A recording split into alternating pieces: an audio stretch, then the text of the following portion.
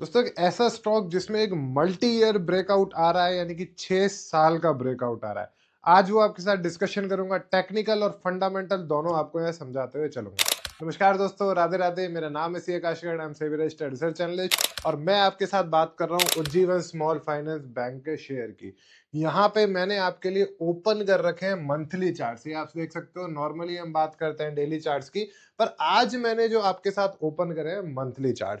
तो यहाँ पे आप दोस्तों नीचे आपको देखने को मिल रहा होगा, ये है 2020 से लेके 2026 तक के चार्ट, यानी कि 6 साल के चार्ट।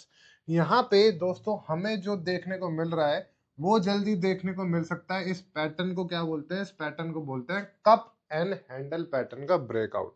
ठीक है, जो लोग जानते होंगे, अगर नहीं भी जानते तो आप देख लो। ये आपको क्लियरली एक कप देखने को मिल रहा होगा, बहुत ही अच्छा यहाँ पे एक कप बना। एंड उसके बाद अब ये हैंडल बन चुका है, तो ये हो गया कप एंड हैंडल पैटर्न का ब्रेकआउट। ब्रेकआउट के लिए स्टॉक रेडी हो रहा है। यहाँ पे एक बारी हमें ब्रेकआउट आया था, पर उसके ऊपर दोस्तों क्लोजिंग नहीं मिल पाई। अब मंथली क्लोजिंग है, तो मंथली क्लोजिंग में यानी कि यही कैंडल क्लोज होगी।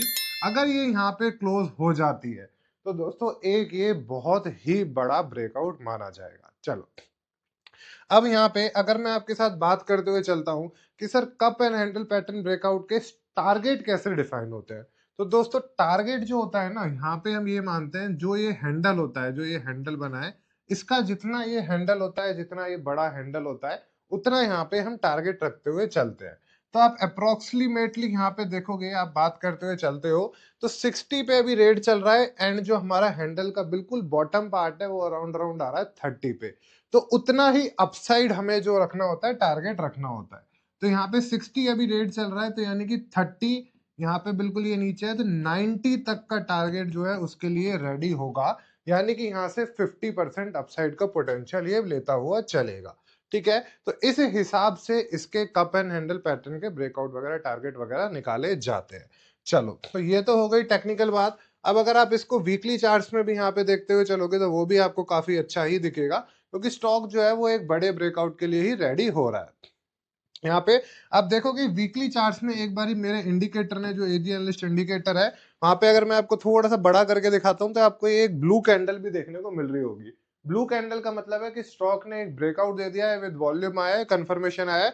ये मेरा अपना बनाया गया इंडिकेटर है, इस वजह से ये आपको कहीं और मिलेगा भी नहीं। चलो, अब यहाँ पे आप देखते हो तो यहाँ भी आपको देखने को मिल रहा होगा कि स्टॉक एक बड़े ब्रेकआउट के लिए रेडी हो रहा है। तो चाहे वीकली हो चाहे मंथली हो, मंथली बेसिस पे जब भी ब्रेकआउट आता है तो थोड़ा सा आपको लंबे पीरियड के लिए यहाँ पे देख के चलना होगा। अराउंड अराउंड अब आप बात करोगे तो यहाँ से एटलीस्ट 6 मंथ टू 1 ईयर की बात हम कर रहे हैं। अब यहाँ पे एक चीज और देखते हुए चल रहे हैं दोस्तों, स्टॉक के जल्दी आने वाले हैं रिजल्ट, तो रिजल्ट पे भी हमें फोकस रखते हुए चलना पड़ेगा। 22 जनवरी को इसके रिजल्ट्स आने वाले हैं, तो सबसे ज्यादा जो आप फोकस रखोगे वो रखोगे यहाँ पे रिजल्ट्स पे ही। ठीक है, चलो रिजल्ट्स भी मैं आपके साथ अपडेट करता हुआ चलूंगा।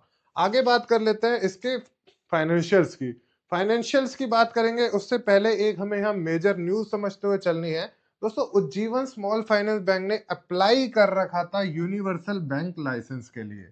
अगर यहाँ पे ये लाइसेंस इसको मिल जाता है तो ये इसके लिए गेम चेंजर हो जाएगा एंड टर्न अराउंड स्टोरी बन जाएगी। अभी तक ये स्मॉल फाइनेंस बैंक है, यानी कि एमएसएमई को लोन देता है।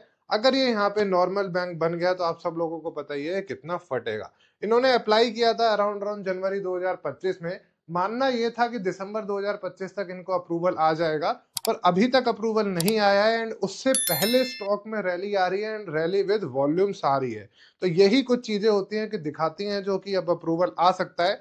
अगर ये अप्रूवल आ गया तो फिर तो ये री रेटिंग यहाँ पे होनी है। चलो, आगे बात कर लेते हैं उज्जीवन स्मॉल फाइनेंस बैंक। दोस्तों इसमें अगर जो भी बैंकिंग इंडस्ट्री होती है उसमें हमें क्या चीजें देखनी होती है वो मैं आपको बताता हूँ। यहाँ पे सबसे पहला होता है बैंकिंग इंडस्ट्री में, जो सबसे पहले देखते हैं net interest margin.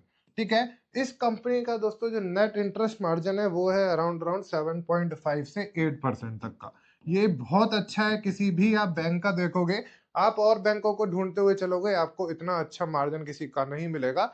Small finance bank में इसका 7.5 से 8% मार्जिन काफी अच्छा है। इसके बाद अगर आप बात करते हो लोन ग्रोथ की और डिपॉजिट ग्रोथ की, तो इसकी लोन ग्रोथ भी 20% quarter sorry year on year बढ़ रही है। एंड 20% से ही इसके डिपॉजिट्स भी यहाँ पे बढ़ते हुए चल रहे हैं। इसके बाद दोस्तों सबसे मेजर चीज जो हमें देखनी होती है किसी भी बैंक में, वो होती है कासा रेशो, यानी कि उसकी करंट डिपॉजिट और सेविंग डिपॉजिट की रेशियो। ये है इसकी दोस्तों अराउंड 27 to 28% की। नॉर्मल बैंक जितनी है उतनी इसमें ही जो चलती आती है, ठीक है। और इसके बारे में मैंने क्या रिसर्च करी और वो भी आपको बता देता हूँ। अभी वैसे इसके प्रॉफिट रेगुलरली बढ़ रहे हैं, सब कुछ अच्छा चल रहा है, पर फिलहाल इसके क्वार्टरली प्रॉफिट्स आप देखोगे थोड़े डाउन आए हैं। अब उसका मैंने रिसर्च करा तो डाउन इस वजह से है, थोड़ी तो इनकी एम्प्लॉय कॉस्ट अभी फिलहाल ज्यादा है, एंड दूसरा इन्होंने प्रोविजंस बहुत बनाए हैं। जो ये प्रोविजंस कंपनी बनाते हुए चलती है, प्रोविजन फॉर डाउटफुल डेब्ट, वो काफी बना लिए हैं। तो यहाँ पे थोड़ा सा अगर चीजें इम्पैक्ट होती हैं तो उसके लिए भी कंपनी सेफ होते हुए चल रही है। आगे अगर मैं आपके साथ बात करते हुए और चीजों की चलता हूँ, तो प्रॉफिट एंड लॉस देख लेते हैं, क्वार्टरली प्रॉफिट एंड लॉस भी देखते हुए चल लेते हैं। डायरेक्टली आप देखोगे प्रॉफिट आपको नीचे देखने को मिलेंगे, अच्छे बढ़ रहे हैं। मेन में आपको दिखा देता हूँ एक बार प्रॉफिट एंड लॉस एंड इनकी कुछ रेशियोज। चलो, प्रॉफिट एंड लॉस आप देख लो, कंपनी पहले लॉस में भी थी, फिर प्रॉफिट में आई, प्रॉफिट में आई, ठीक ठाक है, ऐसा कोई मेजर इम्पैक्ट भी नहीं है, सब कुछ यहाँ पे ठीक चल रहा है। मेन मुझे आपको दिखाने थे रेशियोज, तो मैं एक बार आपको रेशियोज दिखा देता हूँ। तो दोस्तों अब ये हैं आपके सामने रेशियो जो हमें देखने होते हैं, gross NPA and net NPA.